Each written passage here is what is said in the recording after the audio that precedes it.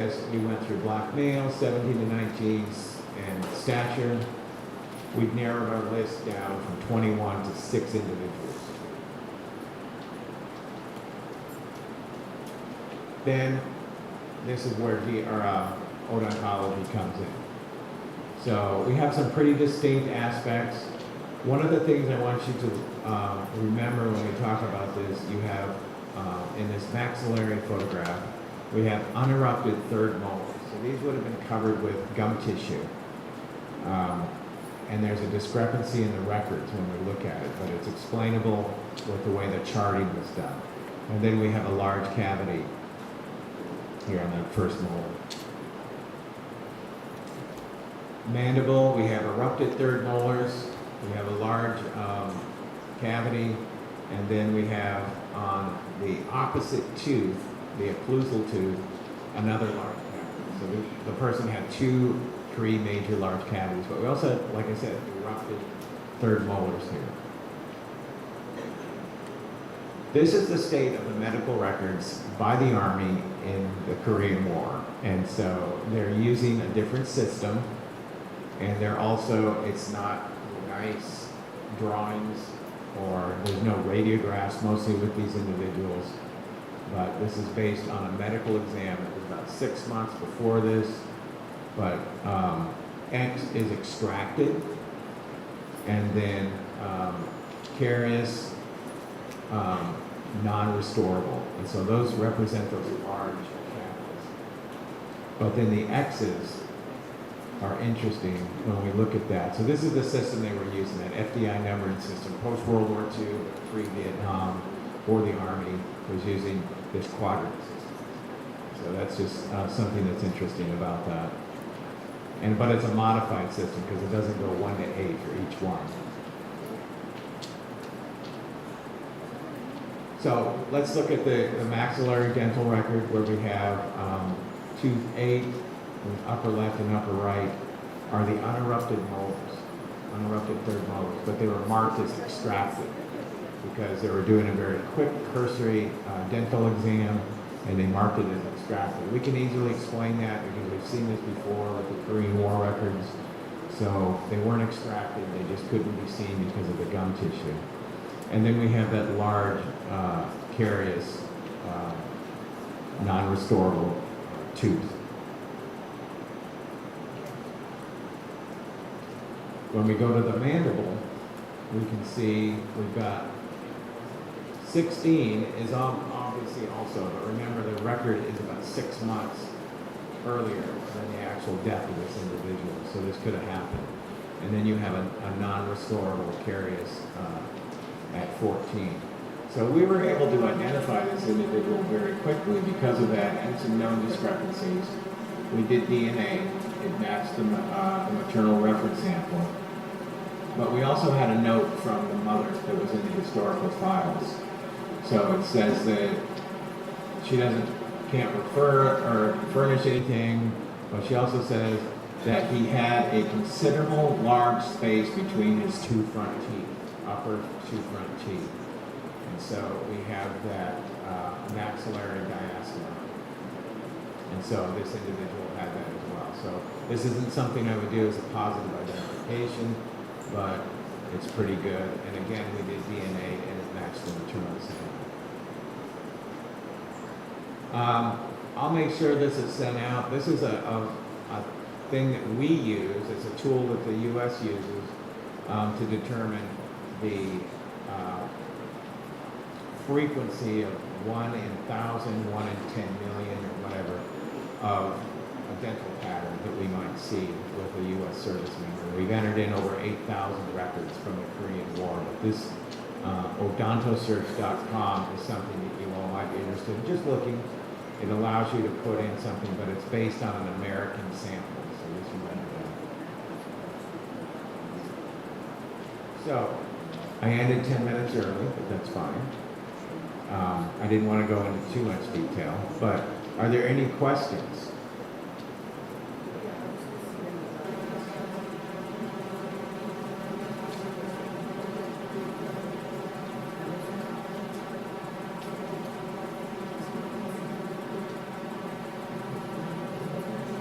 Dr. William Belcher, thank you so much for your presentation. Fantastic overview and summarizing all the steps involved in identification of soldiers from the US Army missing in a variety of wars of the 20th and 21st century, and highlighting how teeth and dental records have played a very important role in the positive and successful identification.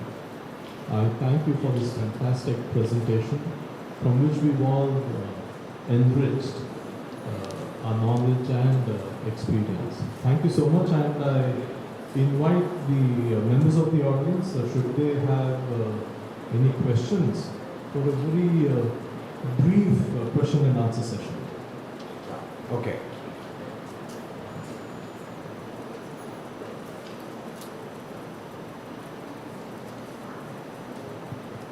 Any questions from the audience?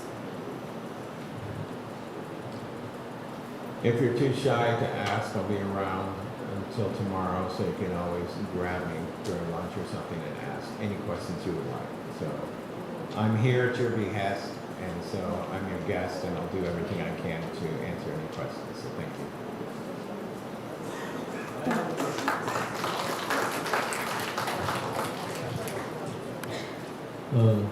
Dr. Belcher, I think I read maybe the last year or two that there were some bodies of US airmen recovered, I think in northeast India, perhaps in Arunachal Pradesh. I think they were on a flight to undertake a recce of some place. This is, of course, during the Second World War.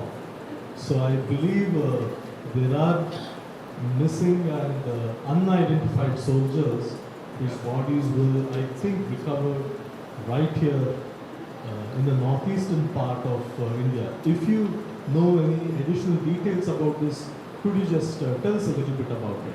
Okay, I know a little bit about that.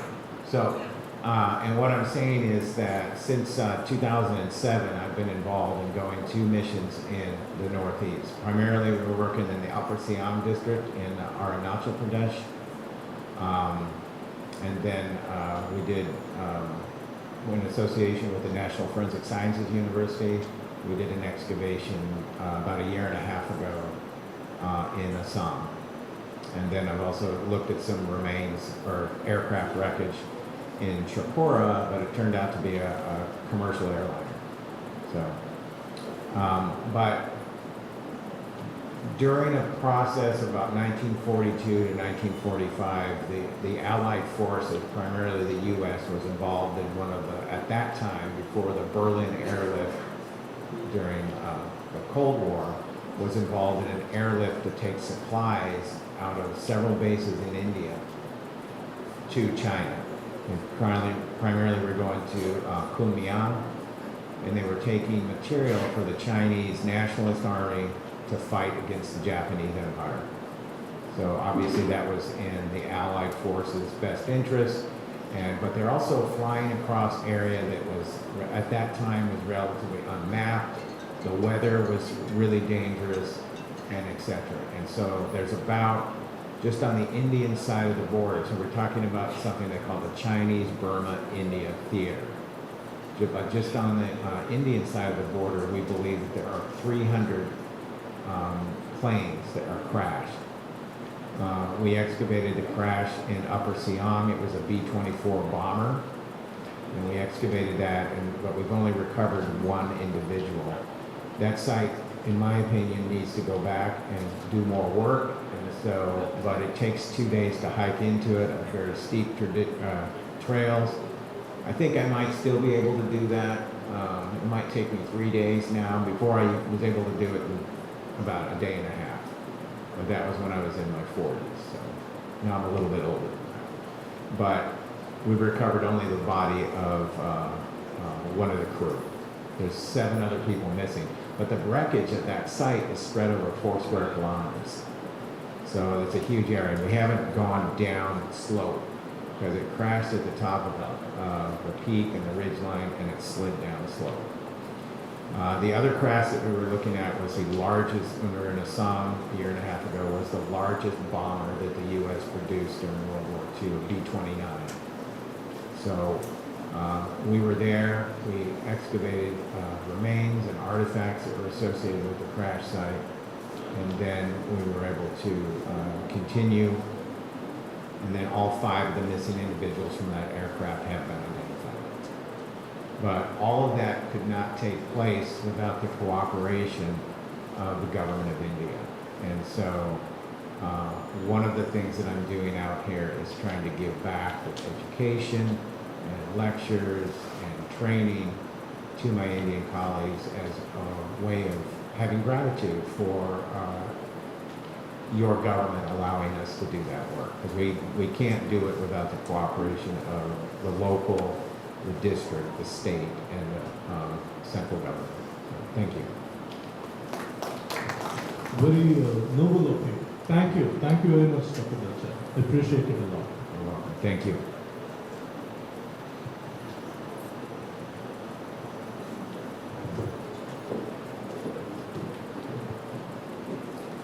So thank you, sir. Thank you for the amazing lecture. So now I request the chairpersons to felicitate the speaker with the memento and the certificate.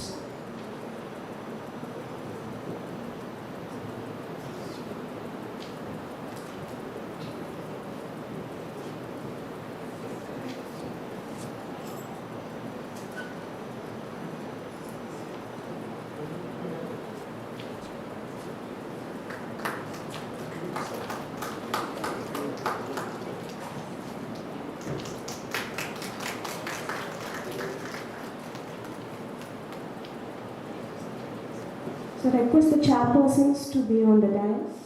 Request Dr. Rajiv, President IAFU, to felicitate Dr. Ashik sir with the memento and the certificate.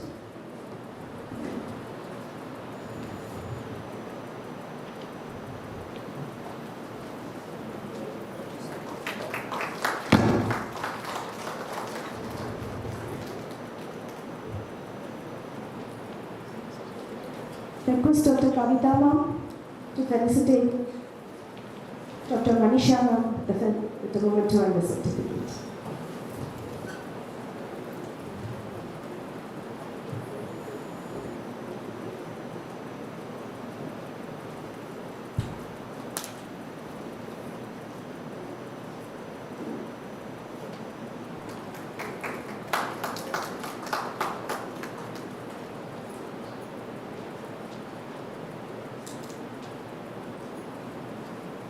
Thank you, ma'am. Thank you. So we'll start with the inaugural in next 5 minutes. So all of you please remain here. Thank you.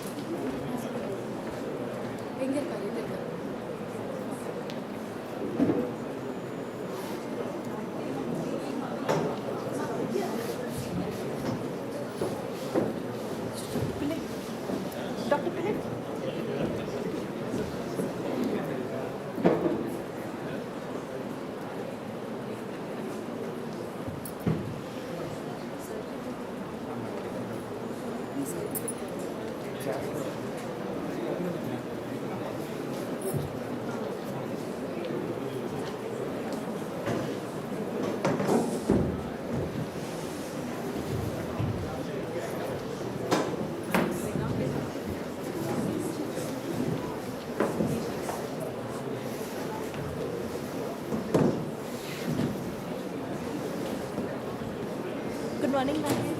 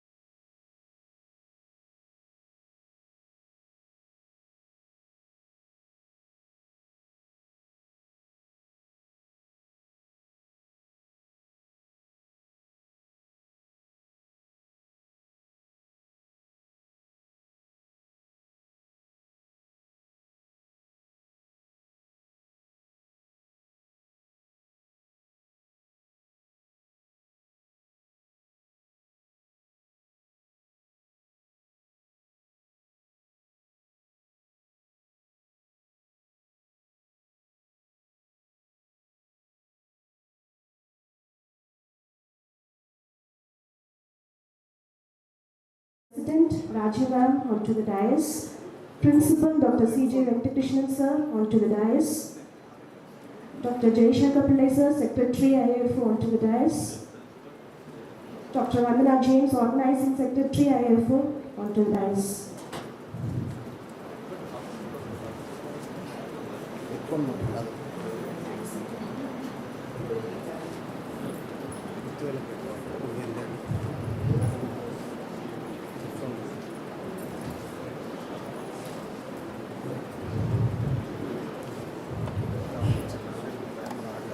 Vanakkam, welcome to Chennai, all delegates and all the dignitaries over here. So it's a new day, a fresh start, and with all positivity and the Almighty's blessings, I welcome you all to the 21st National Conference of Indian Association of Forensic Odontology inaugural ceremony. So anything auspicious? Let's start with the Tamil Thai Valthu. Kindly rise up for Tamil Thai Valthu.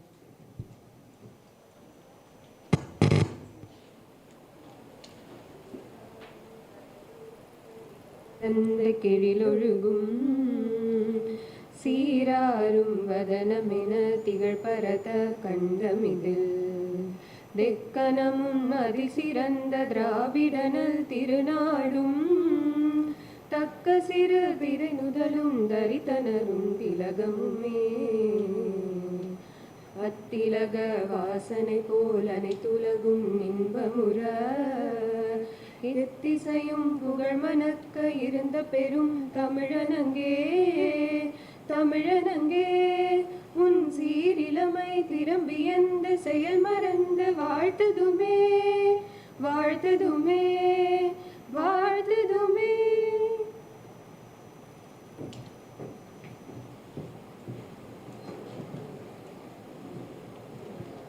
I request the Secretary IAFO, Dr. Jaishankar Pillai sir, to present a caller to the President IAFO, Raji ma'am.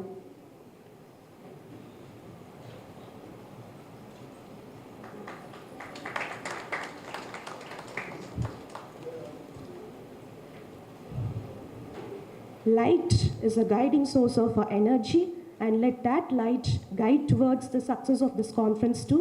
So we'll start this conference by lighting the lamp. Request all the dignitaries to light the lamp.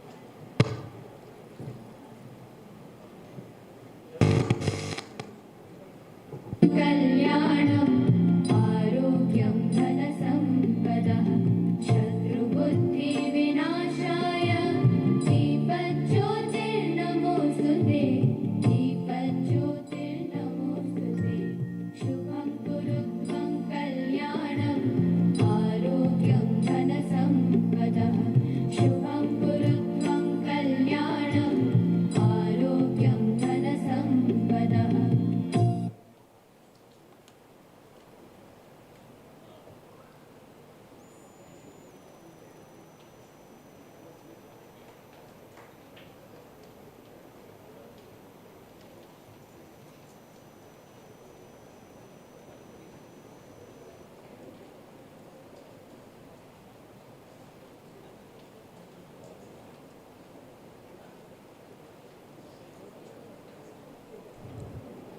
So request now our eminent organizing chairman, our driving force of energy, Dr. Balagopal sir, to address the gathering with a welcome note.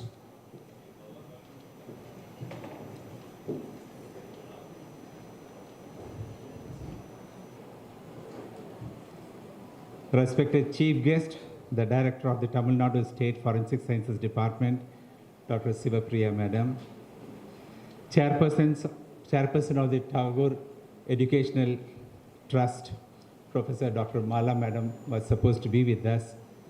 Because of some pressing reason, she couldn't be with us in person, but she definitely is here in spirit. Similarly, the secretary of the Tagore Educational Trust was also supposed to be with us today because of the same reason. He also had regretted, but he said he definitely is here with us in spirit. Then the president of the Indian Association of Forensic Odontology, Dr. Rajiv Vaila Solomon, principal of Tagore Dental College, Dr. C.J. Venkatakrishnan, the secretary of the Indian Association of Forensic Odontology, Dr. Jayashankar Pillai, the organizing secretary, Dr. Vandana James, dear academic colleagues, including members from Forensic Sciences Department and Kochi University, Law University of Kochi. A warm welcome to all of them that is on the dais and those who are off the dais. We have with us the deputy directors and heads of Department of Forensic Sciences Department, Tamil Nadu State Forensic Sciences Department, many of our student delegates, postgraduates as well as undergraduates. Like I told you, few faculties and students from the Law University Kochi. For their sake and for their understanding, I'd like to say a few words about Indian Association of Forensic Odontology. The Indian Association of Forensic Odontology and its importance was first envisaged by Dr. J.G. Kannappan, an orthodontist from Tamil Nadu. He was the first one to organize a one-week workshop during 1986 at the Forensic Sciences Department along with Dr. P. Chandrasekharan. Madam, you would probably recollect that. Madam? So he was the first one to envisage the importance of forensic odontology, and one-week workshop was organized with a team headed by Kenneth A. Brown, who was then the most well-known forensic odontologist globally. After that, in 1998, along with Dr. J.G. Kannappan as the organizing chairman and myself as the organizing secretary, we organized a international conference on forensic odontology, again here in Chennai. Dr. Ashit, Dr. Nagesh, all were part of it.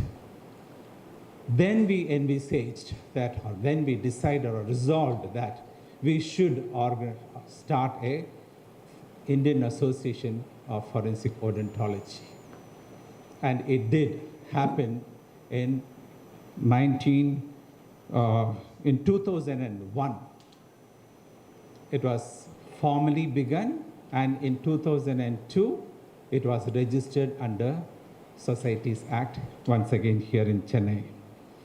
The association definitely is growing in strength and in membership, and today the membership is close to 700. And we have multitude of activities. We have instituted a lot of awards as well as research awards, and then we are planning, and we have a section or auxiliary to give training, a one-year training program, which is Indian Board of Forensic Odontology. Of course, we have a very well-reputed Journal of Forensic Sciences also. So such activities are happening, and many more on the anvil. And today we have participation from over 20 different states and union territories. Madam, we have from 20 different states and union territories of India. We also have 4 international keynote lectures, 4 national keynote lectures, and 12 guest speakers, guest lecture presentation, and over 170 scientific presentation. With the delegate registration close to 400, or probably it is crossed today because some of them had requested that they can be admitted as a register delegate on the day. So that is the growth of this association. And yesterday we had 5 workshops, fully packed, well appreciated, thanks to the resource persons who are here. Some of the workshop went on up to 7 o'clock, Dr. Gargi? About 7 o'clock. They were so packed. We had over 43 participants for that exhibition. Similarly, DVI, Dr. Deepak, they all did wonderful work. And we had Dr. Belcher from the US. Almost entire time he was there in the hot sun. You know how the temperature was yesterday? He could endure that hot sun the entire day, but did not show even little bit of tiredness. So that was the participation, and thanks to the workshop resource persons, everyone who were here, and all of them appreciated the thing. And of course, very difficult to get something like this from Ashit. He said 20 participants only. And he had more. On yesterday they had to, and then I told, I can't take responsibility, you can ask him. He accepted. Thank you, Ashit. And all of them appreciated. They all said, you're very good, excellent teacher. So that's the kind of growth we are having. And along with that, few more things is that we have with us celebratory forensic odontologist, to start with Dr. Ashita Acharya, who is the first government-recognized forensic odontologist in India. I'm sure everybody knows Dr. Ashita Acharya, otherwise I would have requested him to just stand up and say hi too. And we have other forensic odontologists like Dr. Hemlata Pandey was with us, who does extremely good work, and who was also a celebrity because she used to appear in TV, stage shows and magazines at least once a month. Of course, now she's gone to Dundee probably for a small, a short while. Hopefully she will get her back here. And then we have the president of the Indian Association of Forensic Odontology, Dr. Rajivala Solomon, who's doing a lot of work in her own state. And we have Dr. Nidarsh Hegde, who's a member of the Dental Council of India. You know what all they can do. Thank you, Dr. Nidarsh. I know that you're doing a lot of work to promote our association in this activity and get it also recognized. I'm also trying to contact him and then try to see that if there is any university which will recognize our course, so that we can say that yes, all those people who have undergone the course will be recognized, for which I'm in contact with him. Of course, like I told you, the Journal of Forensics Dental Sciences, a PubMed indexed journal, was heralded by Dr. Sivapada Sundaram and his team, including Dr. Kavita. Handling a journal not so easy, but he's been enduring that for the past so many years. I think right from the second journal it was indexed, I think second or third journal it was indexed in PubMed. So thanks to you for that. And Dr. Augustine J. Seelan from Maulana Azad Dental College. He's the chief faculty of Indian Board of Forensic Odontology. I told you there's an auxiliary of the Indian Association of Forensic Odontology. Of course, it was first initiated by Dr. Ashita Acharya at Dharwad, and after that, Dr. Augustine J. Seelan is, along with Dr. Mahesh Verma, had organized it in Maulana Azad Institute of Dental Sciences, and going on very well, well attended. Even this year, yesterday we had a convocation for 22 people. The fellowship convocation was done. He will assume a very, very unassuming personality he is. But when he starts presenting, you will know, oh, what a job he is doing. Very, very soft-spoken. Handsome stipend. Yes, you can approach her. And Dr. Deepak, he is a recognized DVI team. Dr. Deepak, he conducted with his team yesterday, and he is also recognized for his DVI activities. Dr. Sudhindra Prabhu, excellent work he is doing, and he's a treasurer of the association and doing fantastic work. All these days we are wondering what we'll do with our accounts because it's not yet regularized. Now we have started getting back money from the income tax department. Thanks to you, Sudhindra. Then we have Dr. Anil Singh from J&K. Yeah. So we have people from that extreme also. He has already conducted 2 conferences. Now probably some more he'll do that. Dr. Kavita, Dr. Saraswati Gopal, so many in the list. If I start reading that, it'll take a whole lot of Dr. Manisha from Goa. All of them, every one of Dr. K. Nagesh, who's been one of the earliest person to undergo a training from Norway, right? Yes, one of the earliest person to undergo. And anybody trying to do any work with OPG, I'm sure he must be having thousands, or has it touched lakh? Close to that he is. That kind of record maintenance he has. That's what I wanted. So with that brief note for people who are who does not know about forensic odontology and what is happening in India, lot more, and this is just a gist of it what I've given you. I would like to give the formal welcome address. Our chief guest, Dr. V. Sivapriya Madam. She is the director of Forensics, Tamil Nadu Forensic Sciences Department. She was so magnanimous to immediately accept our request to be the chief guest today. Both of us went, and she said, yes, I will come. But till the last minute, of course, we were wondering whether we'll have to hurry it up because she has a meeting today with the VIPs, under what ministry it comes under. And you know under whom the ministry is here in Tamil Nadu?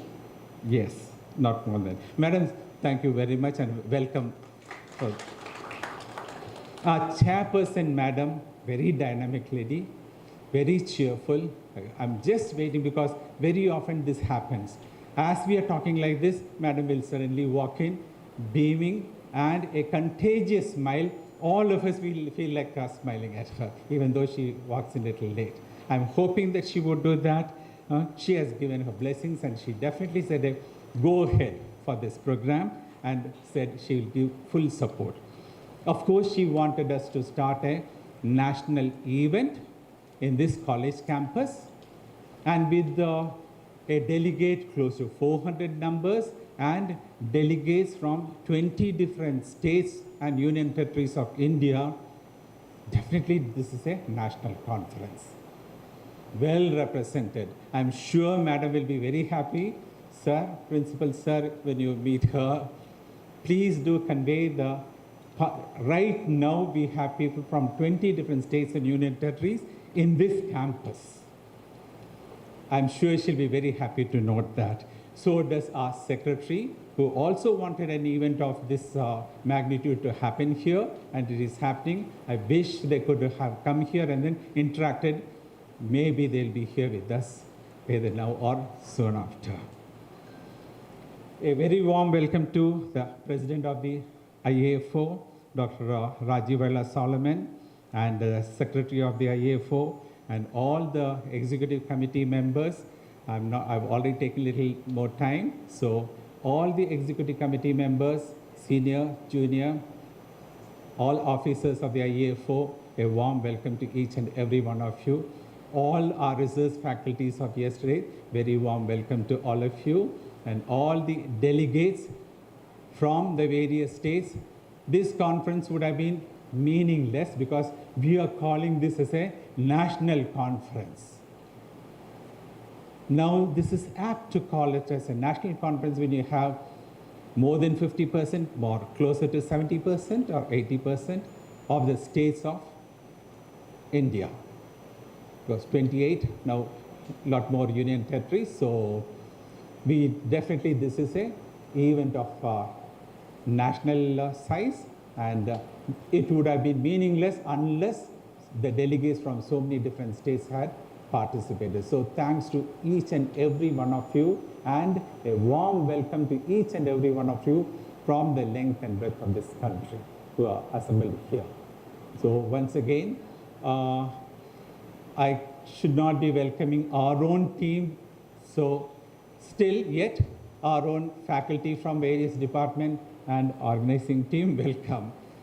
Welcome once again to each and every one of you. Thank you.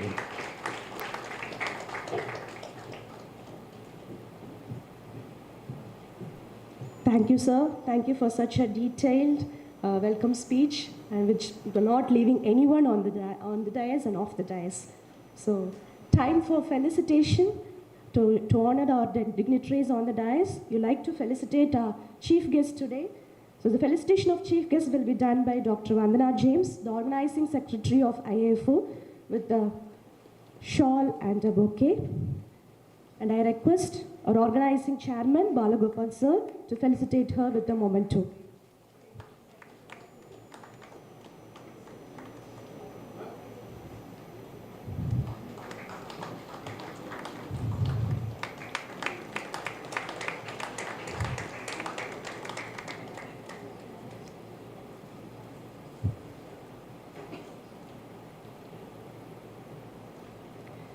I also request our organizing secretary, Vandana ma'am, to felicitate IAFO president, Dr. Raji Salman ma'am, with a bouquet and a shawl. And I request our principal sir, Dr. C.J. Venkatakrishnan sir, to felicitate her with a memento.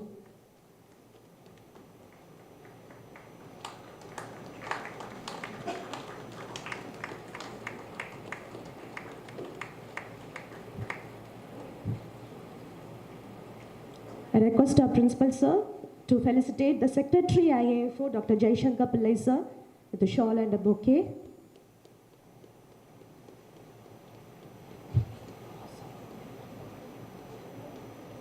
And I request Dr. Sai Krishna sir to felicitate Jaishankar Pillai sir with a memento.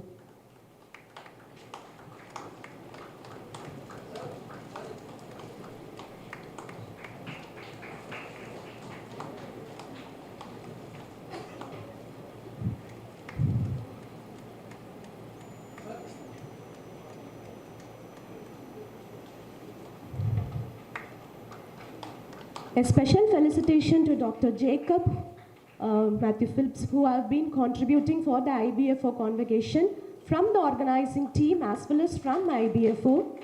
So I request our organizing chairman, Dr. Balagopal sir, to felicitate Jacob sir at the memento.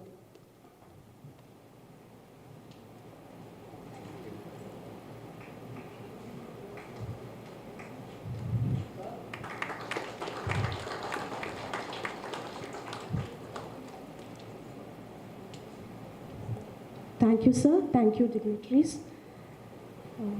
As sir mentioned in the welcome speech, all these registrations and all this, the conference up till now would not have happened without the dignitaries who are off the dais. So we also would like to felicitate some of them. So Dr. Nitesh Hegde, sir, we'd like to felicitate you, sir. So I'd like the people who I mentioned to raise up kindly so that the students could reach you accordingly. So Dr. Ashita Acharya sir, thank you sir. Dr. Nagesh sir. Dr. Shivapartha Sundaram sir. Dr. Anil Singh sir. Dr. Saraswati Gopal ma'am. Kyle. Dr. Kavita ma'am. Dr. Sudhindra Prabhu sir.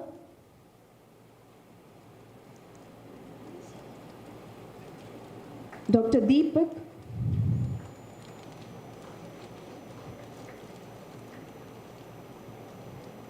Dr. Ravi Prakash sir. Dr. Manisha Karate.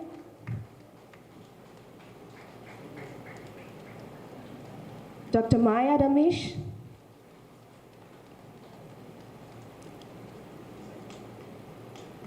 Dr. Kamal Kant Gupta. Dr. Preeti Sharma. Dr. Anup Bose. Dr. Manusmriti. Dr. Mohan Kumar,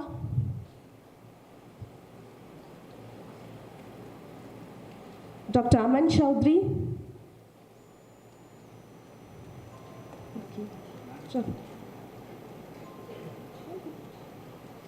Dr. Priyanka Kapoor, Dr. Arvind Varia, Dr. Nalini, Dr. Arvind Babu, Dr. Shalini Gupta ma'am,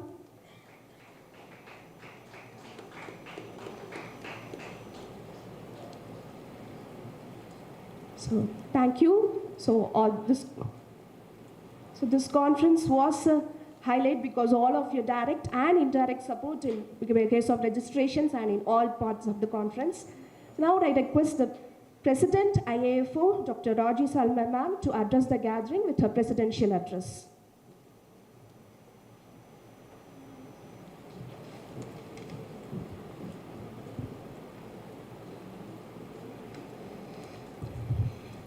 Distinguished dignitaries on the dais, esteemed members of the Indian Association of Forensic Odontology, honorable guests and delegates, eminent speakers, students and participants from across the country and beyond, a very fine good morning.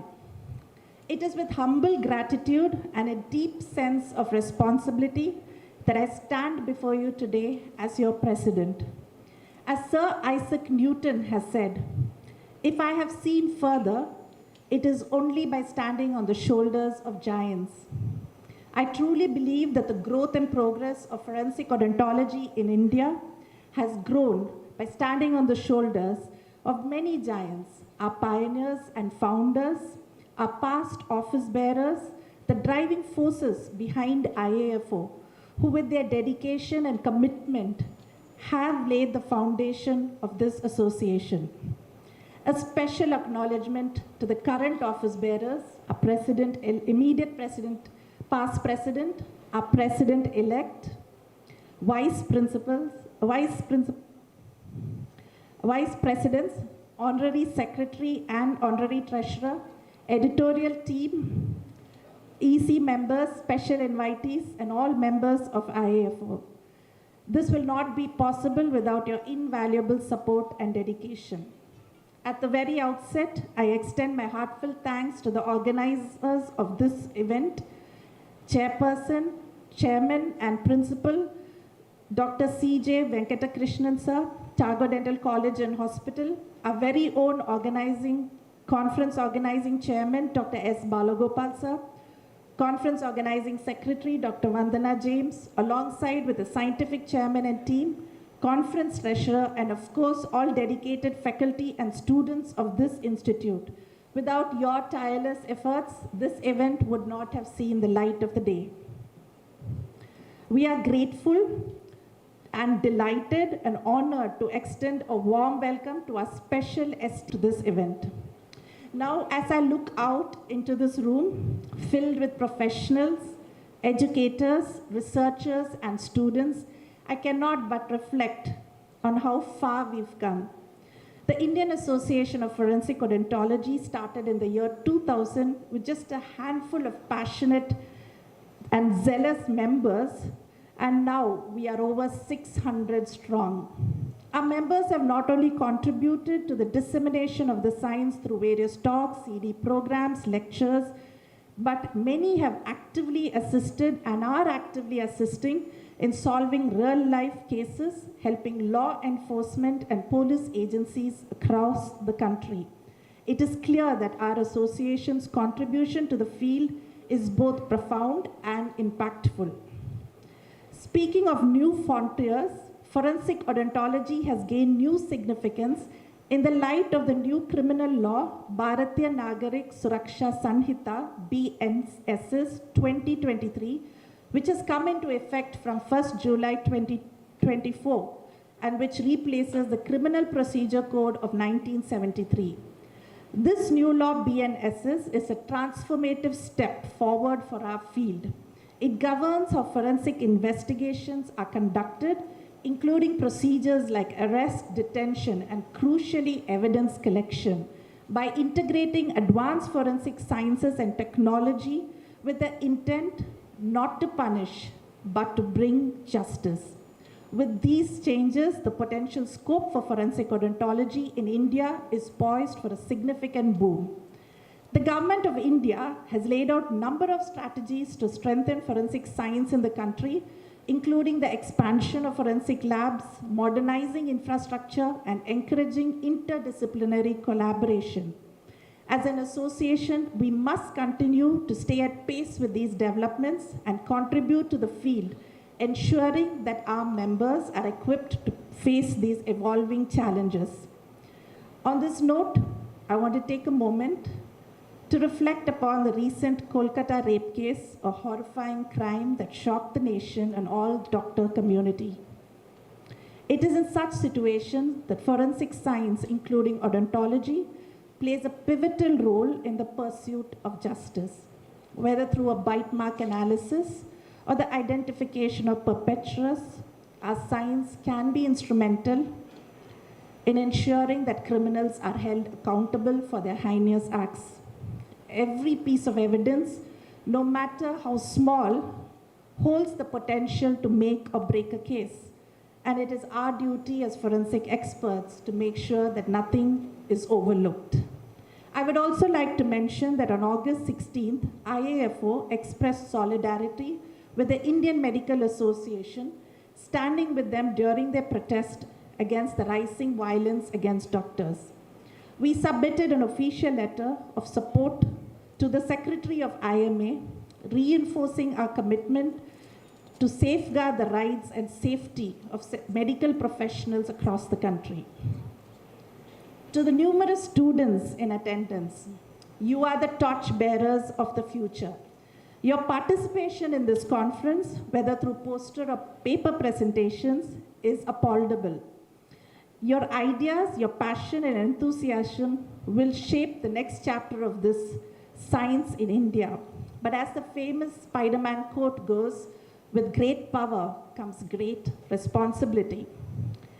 You will need to shoulder this with integrity and sincerity, as you have the power to help serve justice and bring closure to grieving families. I would also like to highlight that IAFO has initiated the undergraduate and postgraduate research grant as of April 1st, 2024. We have received a few research proposals for the same, and I urge more of you to submit your innovative ideas. This grant is a keen venture from few of our EC members who wanted to help the growth of R&D activities among our student fraternity. Do utilize this opportunity extended from IAFO to further your learning process in forensic odontology. To our fellows of the Indian Board of Forensic Odontology who have completed the one-year training program with us, we extend our warmest congratulations. Your dedication and specialized training will help further elevate the science of forensic odontology in India. I take time to thank the dedicated team, the course facilitators and mentors who have enabled this fellowship program. As we proceed through this conference over the next 2 days, I hope it serves as a platform of collaboration, cross-pollination of ideas, and sharing of knowledge. I'll conclude by saying that the future of forensic odontology in India is incredibly bright. With government support, evolving legal frameworks, and a committed community of professionals and an association like ours, the scope of this field is limitless. Together, we can ensure that forensic odontology continues to play a critical role in the justice system. I'll leave you with this quote: in forensic science, we don't just study the dead, we are equipped with the knowledge to give voice to the silent.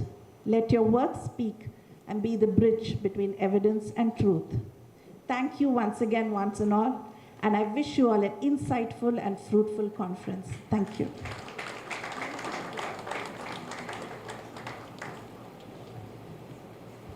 Thank you, ma'am. Thank you for the excellent presidential address with all the opportunities provided for the forensic people over here.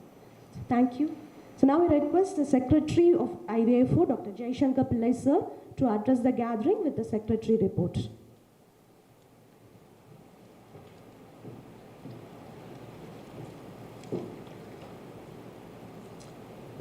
Respected chief guest of today's event, respected dignitaries on the dais, the IAFO office bearers, IAFO members, delegates, students, and friends. It's my privilege to present before you the annual report of the association for the year 2023-24. Last year, the 20th annual conference of IAFO was held on 22nd to 24th September 2023 at ITS Dental College, Ghaziabad. Thanks to the hard work and the dedication of the organizing committee, participation by IAFO members, faculty members of various dental colleges across India, there was a registration of 361 members. It was well attended. There was also two foreign pre-conference workshops, one on the forensic facial reconstruction and another on forensic dental anthropology conducted by expert faculties from India. There were 8 invited keynote lectures by eminent speakers from India and abroad.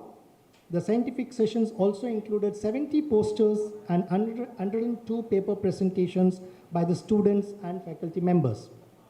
The IBFO convocation for the batch 2022-23 was held in line with the 20th annual conference at Maulana Azad Dental College, New Delhi. 16 fellows were conferred the IBFO fellowship during that convocation. For the current batch of 23-24, 24 participants were enrolled, and as sir mentioned, that 22 were given the fellowship yesterday. Following the 20th annual conference of IAFO, the new IAFO office bearers took charge for the term 2023-25. 63 new members were added to the association as life members, and the current strength of IAFO membership stands to 644 as of today. The new members were from diverse dental specialties from different regions of India. The new IAFO office continues to meet online and offline 4 times a day. We also had one extraordinary AC meeting to decide the host and the organizer of the 21st National Conference. Today we are all here. It's because of the decision taken during that extraordinary EC meeting that the 21st Annual Conference will be hosted by Dr. Balagopal sir in Tagore Dental College here.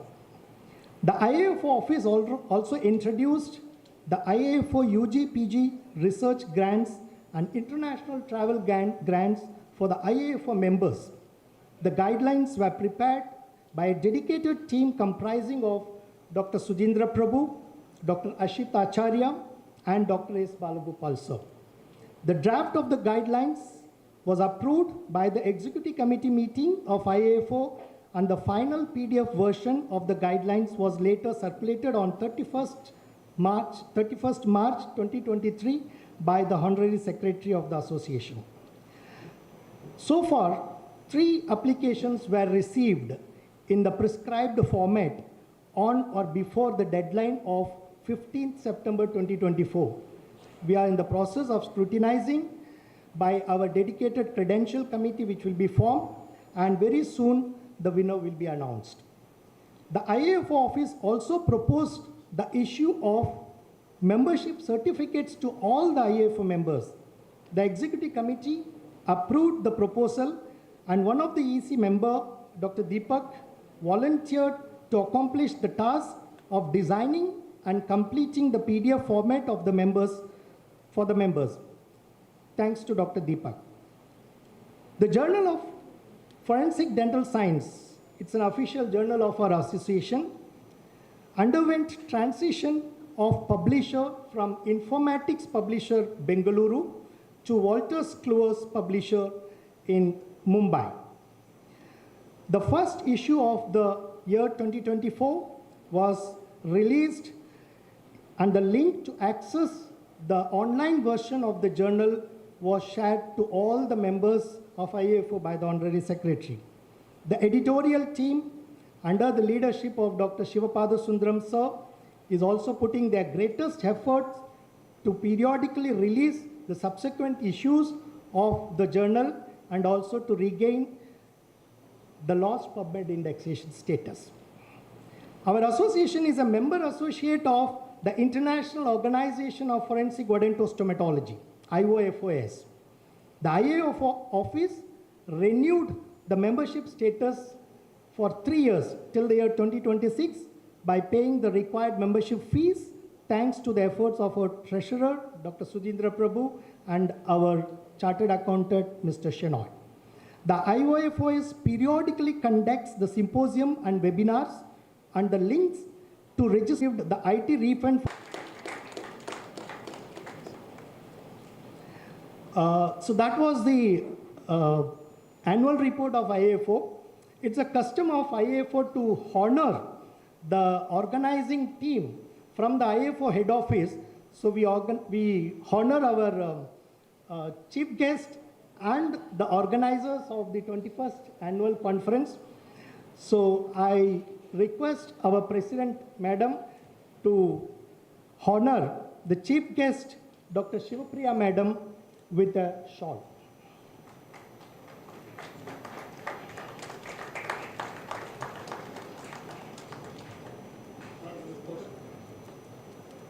Just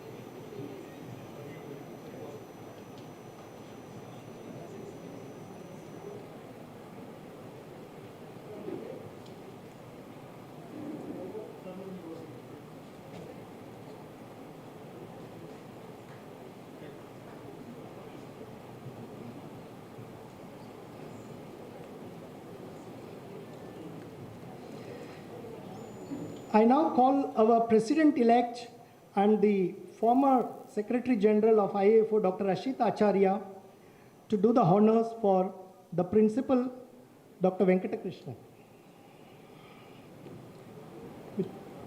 with a shawl and a memento.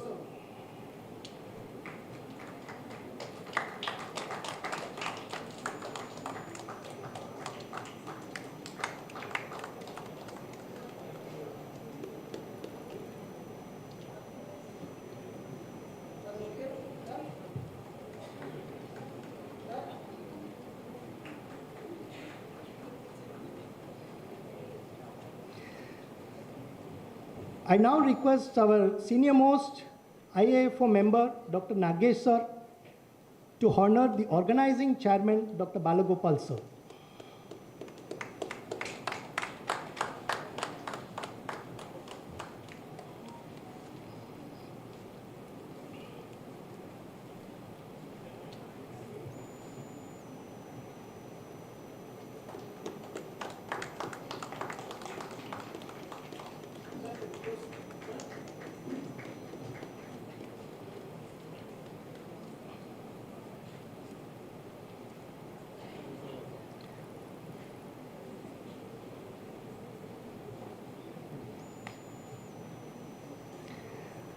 I call our Vice President, Dr. Anil Singh sir, to honor the organizing secretary, Dr. Vandana.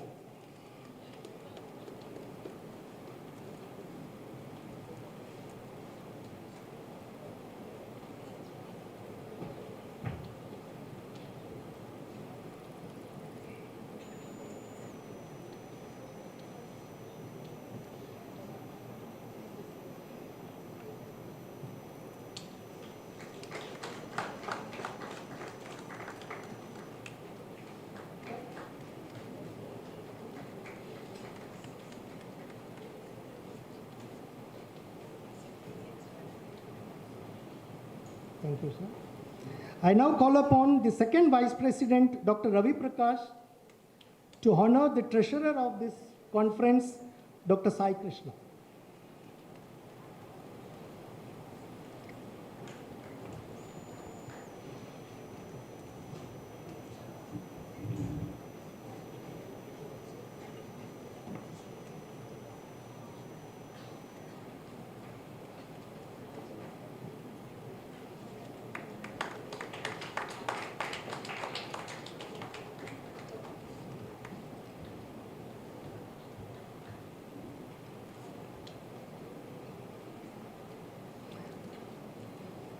Thank you, Ravi.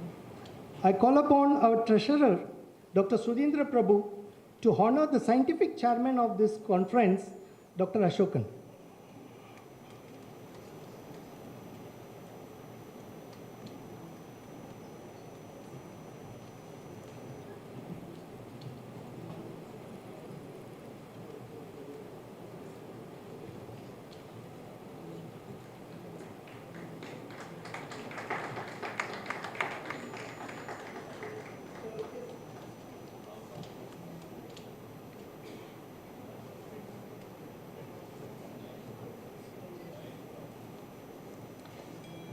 Thank you. Thank you, sir. Thank you. It's a tradition of IAFO that the Journal of Forensic Dental Sciences awards the best scientific article published in the journal. I call upon the editor-in-chief, Dr. Shivapada Sundaram, sir, and the associate editor, Dr. Kavita, to present the best scientific paper published in the year 2021.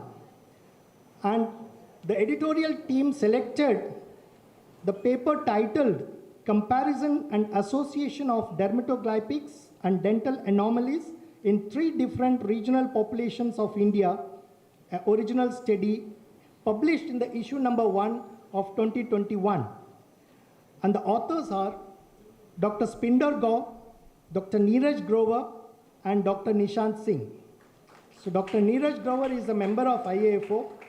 So I call upon any representative from Punjab, anyone there, to take this award on behalf of them.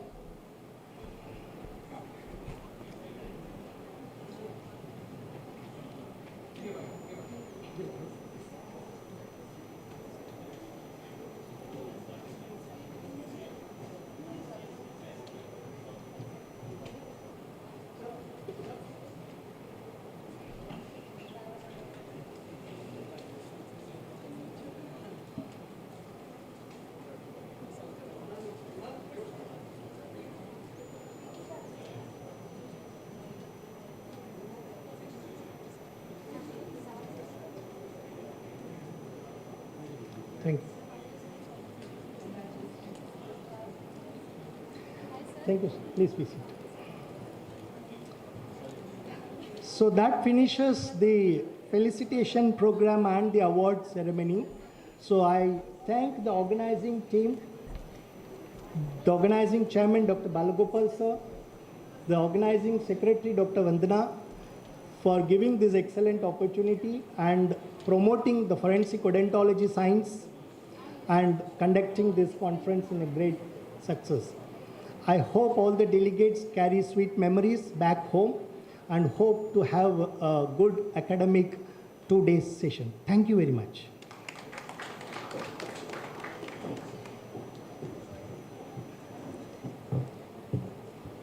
Thank you, sir. We would also like to felicitate few more dignitaries of the dais. So Dr. Rakesh Kumar, sir. Rakesh Kumar, check. Yes.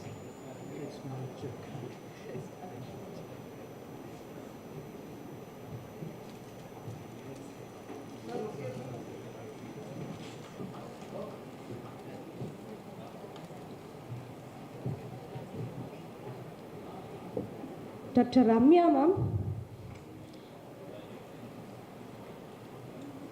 Dr. Surajit Bose, sir.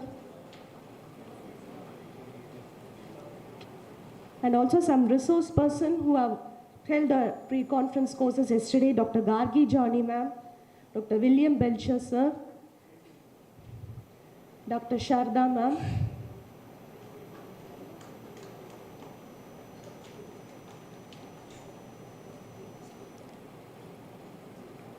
Dr. Captain Suresh, Dr. Arjun Kundu, Dr. Don Cairo, Dr. Pramod, and also Dr. Prasad Harikrishnan sir.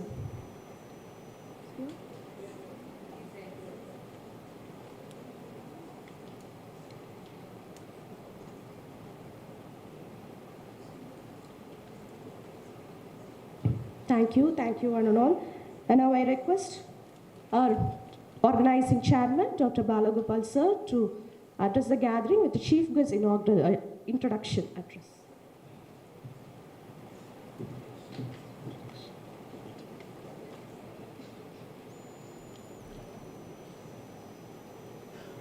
Respected dignitaries on the dais and off the dais and fellow delegates, I'm very pleased to introduce the chief guest of today's function, Dr. Sivapriya. She's a Director, Forensic Sciences Department of Tamil Nadu State. Madam had joined the Forensic Sciences Department as Junior Scientific Officer about 3 decades ago. I was feeling a little odd to say 3 decades, madam, because they wouldn't believe. 3 decades ago, and is currently, madam is the director of Tamil Nadu State Forensic Sciences Department. Madam is known and respected for her sincerity, devotion, and dedication to forensic services, and her outstanding contributions to the field of biology, serology, DNA, anthropology, questioned documents, and criminalistics. Through her innovative research, commitment to excellence, and willingness to mentor and support colleagues, she has significantly advanced the understanding of various aspects of forensic sciences. She has unwavering commitment to advancing sciences and for supporting the scientific community. Her work in forensic sciences has not only contributed to groundbreaking discoveries, but has also had profound impact on the entire forensic fraternity. She has consistently demonstrated a passion for scientific inquiry and a dedication to fostering a collaborative and inclusive environment. She is the only woman official in the team of Forensic Sciences Department to have boldly deposed before the IPKF court-martial conducted in the middle of war zone in 1990 at Palali, Sri Lanka. She was part of the team that investigated many significant cases in India, which include the case of assassination of our former Prime Minister, Sri Rajiv Gandhi, murder of Shankar Raman, in which the Pontiff Sri Jayendra Saraswati was an accused, Kodanadu murder case, the death of Congress dignitary Jayakumar, like that, many such cases. Madam always excelled in academics and was a gold medalist and first rank holder during her BSc Botany from Madras University.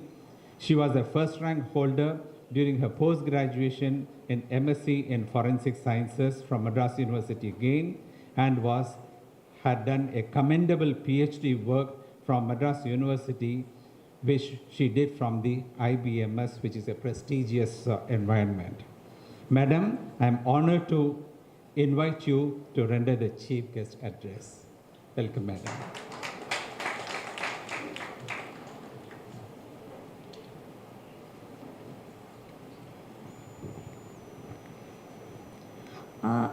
I'm a little scared of heights.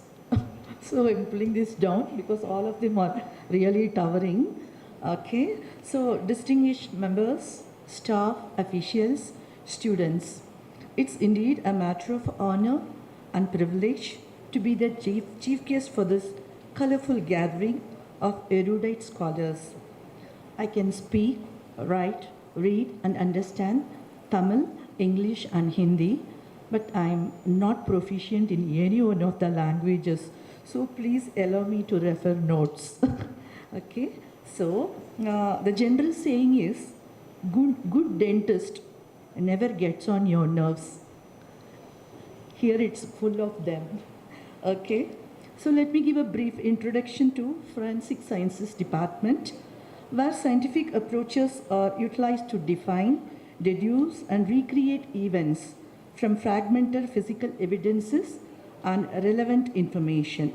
Forensic science is a vital tool for solving challenges and intractable crimes.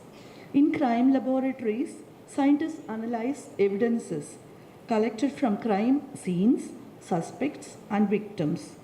They may analyze anything from dust to DNA.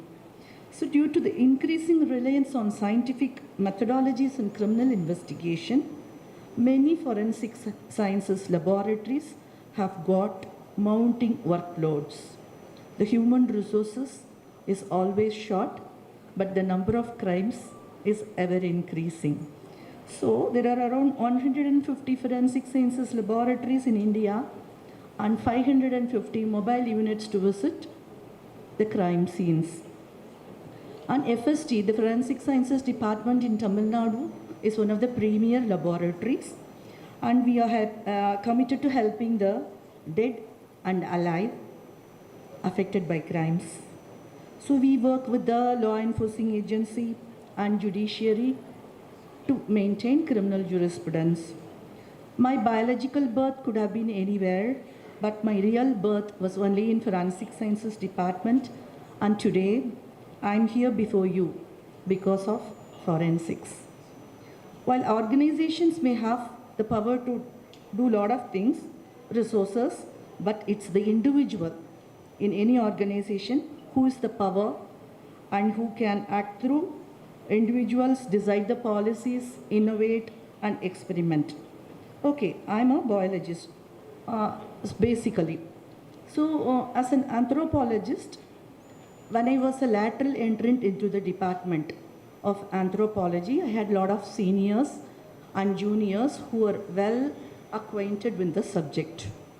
I was new and I was quite excited to learn the methods and the way how we can solve the crimes anthropologically. So when I was asked to stand by and learn, they started describing the facial features with a lot of movie stars. For example, mandibular overbite for Sian Vikram, palpebral fissure axis for Kajal Agarwal, and then anterior nasal spine, highly elevated exterior actors Mumtaz, and free earlobe for actor Ajit Kumar. And slowly I became very interested, thrilled, and attentive. Then comes guttering of the nose. Okay, the gradual sloping of the nasal floor, which occurs from the vomer to the vertical surface of the maxilla. At that point, my colleagues told me that I have a gutter nose. Okay, and didn't stop with that. They said it's a simian characteristic, meaning to say primates. I was so annoyed, and my inflated ego was busted at the right point at that point, and I came back to the lighter note. Okay, so when I got to know about my gutter nose, I started to analyze my facial features. In the sense, I would confess with you that I have never grown the vestigial wisdom teeth so far. Okay, I've got only 28 teeth. The lack of wisdom teeth is related to genes. The MIH16 gene, which encodes a sarcomere protein called myosin heavy chain 16, which is a major component of masticatory jaw closing muscles. Again, in primates, oh no, I'm again being compared with primates. It's found that the temporalis and masseter muscles of the jaw.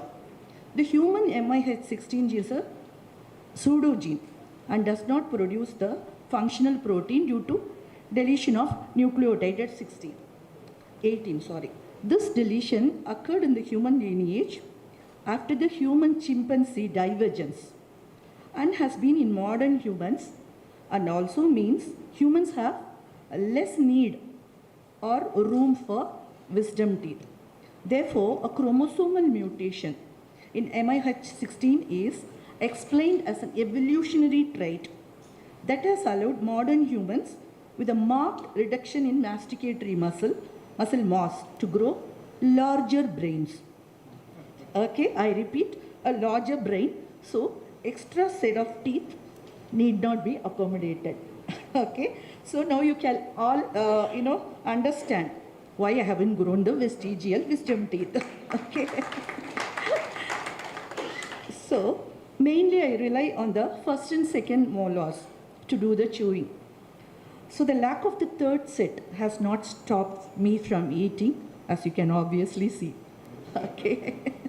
So why I told you all this is to be inquisitive. To be inquisitive always, learn more and gain expertise in multiple fields of science. To be confident as a scientist. To make the speech more interesting, perhaps I've seen a lot of them have already left.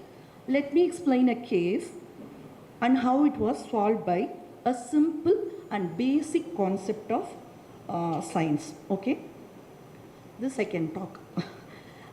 What happened was this was in a hill station. Okay, there was a butcher living with his wife and a small baby. He had a household help, a young guy, every day who is to come home, do the household chores for his wife, and then attend to the butcher's shop for the further work. And this butcher had to increase his income, so he had a shop where he was renting out movie DVDs. Okay, this all happened in a hill station. Every day at 8 o'clock, the butcher will leave for his shop. The boy will come home, help the lady of the house in household chores, then go to the shop and help the butcher. This is the routine. Okay. One day the boy goes to the house. The lady asks the boy to fix the loose screw in the cooker lid. So he does that. At that moment, the baby is of course in the room sleeping. So this boy looks at the lady and suddenly he develops a lust for her. And I would say all women can always recognize such motives and thoughts. So this lady recognizes it and asks him to go off. But what he does, he tries to overpower her. And in the scuffle, she falls down and he sits on her with both his legs on the sides. And what happens? The lady is strong. She tries to shout and he tries to overpower, but it doesn't happen. And at that moment, he wants to control her. But what he does is, he's not able to control her. She's about to shout. So what he does, he just gropes his pocket and finds the screwdriver there. So he pokes it into her jugular. The lady goes limp and this fellow gets scared now. Okay, he doesn't know what to do. So what he immediately clears everything. Okay, he tries to set the scene as a cylinder leak and a fire accident. So he goes and opens the gas stove in the kitchen. Then comes, closes all the windows, takes the key, closes the door, goes out. Cinematically, the baby starts crying and this fellow is really, he likes the baby. He doesn't want the baby to die. So he goes again inside, brings the baby, leaves the baby outside in the veranda, then throws the key into somewhere in the bush and tries to light. Only then he remembers that the gas cylinder is empty already. So he doesn't have time. Immediately leaves the scene, goes to the shop and starts working as if nothing has happened. Okay? Or 2-3 hours later,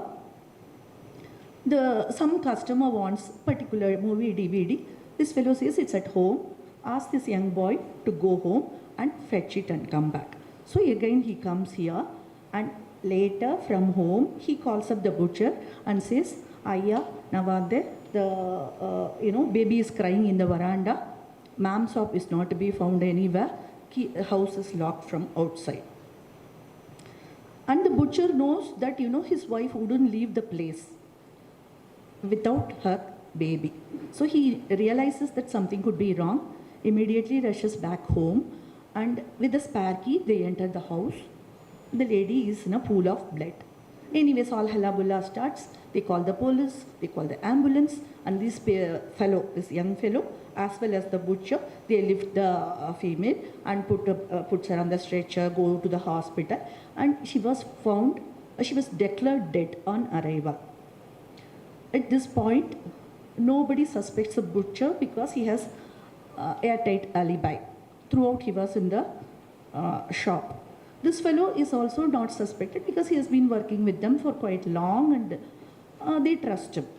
And there was no any strange movement of people, nothing in the area, no noise, no shouting, and no one has motive also. So nothing could be traced by the police. At this instance, there comes a police constable. Imagine Yugi Setu in Ramana movie, that kind of a police constable and a forensic scientist. Generally, what the police have to do is, the governments have to be air raid the victims and the people who were present in the house, whether they are suspect or not, the husband and the boy. All these governments have to be air raid and sent to the forensic science laboratory. So when they were doing that, the forensic scientist and this constable, they notice something strange. It is plausible that both the garments of the butcher and this boy were smeared with blood, smudged with blood, because they tried to lift the lady who was in a pool of blood. So all that is agreeable. But in the seams of the trouser of the young fellow, there was a fine spray of blood. The small concept, the blood squirts, becomes a spray only when there is a pressure. They remember that the lady was found limp, dead. How could there be a spray of blood, fine spray of blood on the seams of this trouser? So you call this young boy and ask him, please account for the blood spray. We accept that, the blood stain could be there, smudged, smeared on your clothing. But how come there was a spray? Immediately this fellow also is cautious and smart. He says, Ayya, I am a butcher. I cut lamb, chicken, fish, and I am likely to have blood spray on my clothing. Accepted. What they did, they took just a pinhead size of the blood stain from that sprayed area and sent it across to us to find out whether it was of human origin or animal origin. It was found to be of human origin. And that was it. The investigation went on, the fellow was convicted, trial was done, and everything was pakka. But for the little observation of the basic concept of liquid getting sprayed under pressure, that fellow would have gone free, scot-free otherwise. But because our people and the police observed this small thing and applied it to the case, okay? So the case was solved. And one more thing what I would like to tell you is, because we are in the auditorium of APJ Abdul Kalam, as per his quote, science is a gift to humanity and we should not distort it. Always the perception leads to interpretation. So how you see a thing?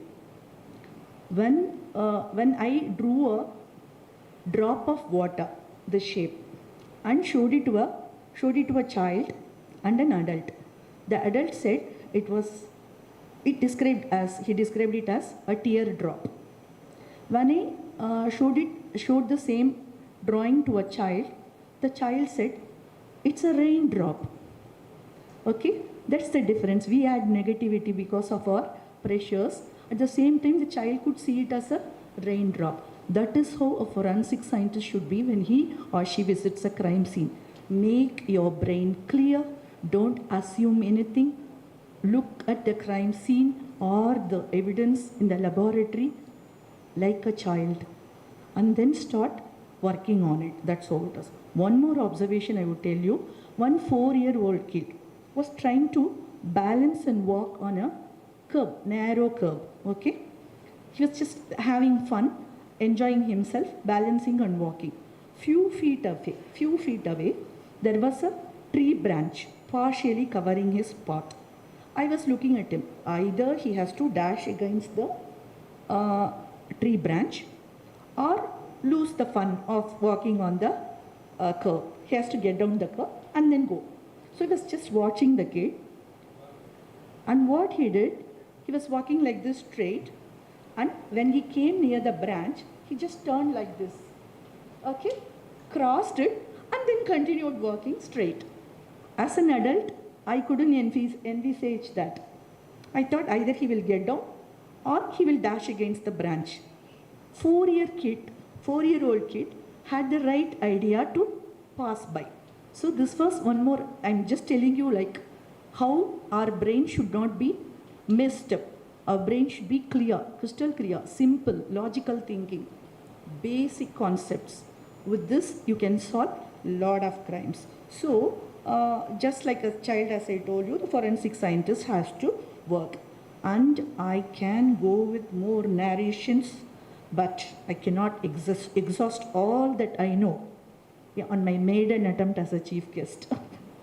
This is the first time I'm coming as a chief guest.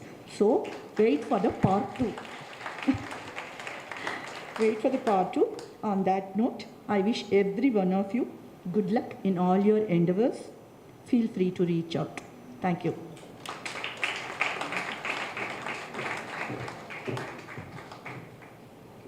Thank you, ma'am, for the lovely address and for the interesting concepts and interesting incidents you have narrated to us.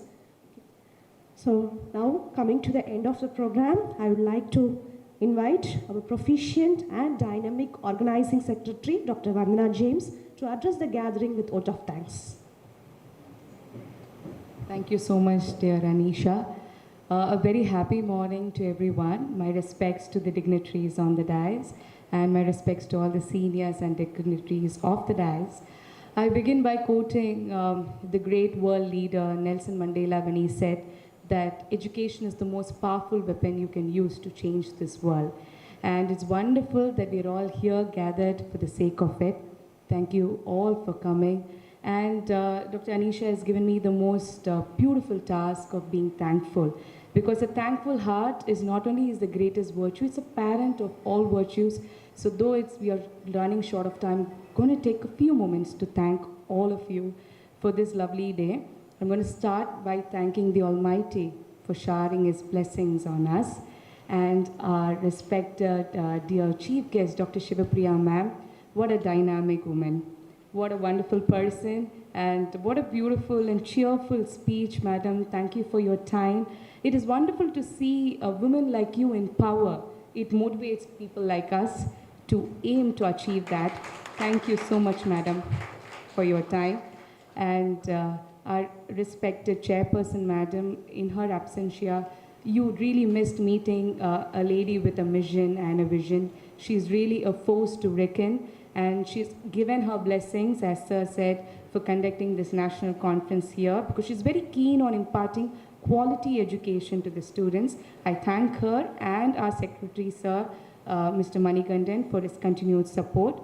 And I extend my most humble gratitude to the Indian Association of Forensic Odontology, the office bearers, the head office, the executive committee members, all the senior members, respected President Dr. Raji Solomon ma'am.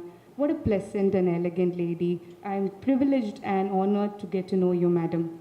And our secretary, Dr. Jayashankar Pillai sir, for being so kind and concerned with all his phone calls, being reassuring that all the support from the association. I thank all the members, all the senior faculty here for placing your trust in us and giving us this opportunity to conduct the 21st National Conference at IEFO in Tagore Dental College. Thank you all so much. I extend our warm thanks to our principal, sir. Sir made sure that he spruced up all the classrooms, and the campus was ready for this national event. He headed all our conference meetings. Thank you so much, sir, for your support. And we, as Sir rightly said, we have an array of keynote speakers, international, national, lauded, famous experts, so many guest speakers from the length and breadth of this country.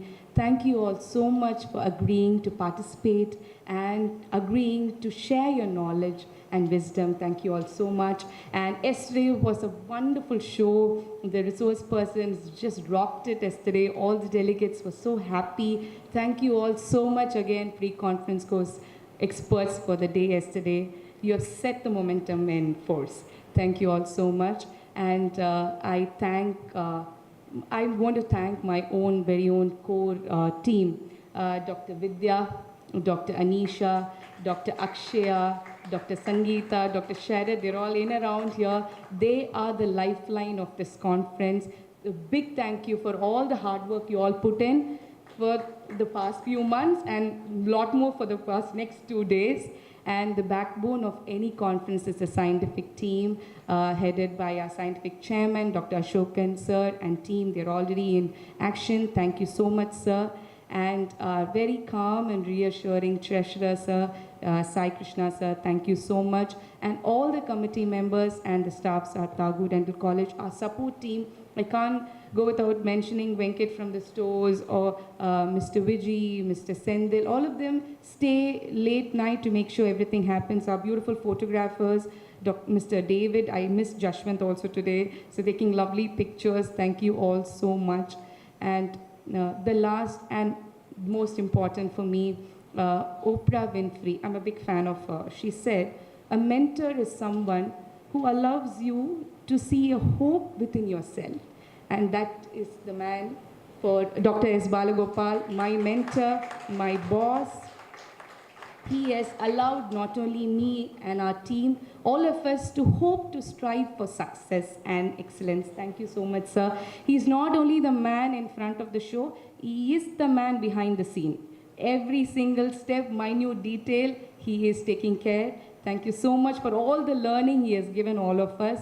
With that note, I'm wishing all the delegates a wonderful 2 days. We have had fun organizing this. I hope you all have fun participating in this conference. Thank you, everyone, with folded arms. Thank you.